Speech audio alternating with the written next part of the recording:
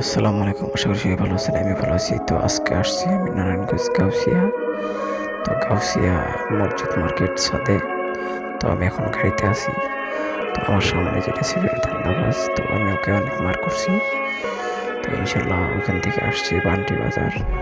তো এটা হচ্ছে বান্টি বাজার ভিউ মার্কেটগুলো। যে এখানে একটা মার্কেট, আমার পিছনে মার্কেট, আমার সামনে।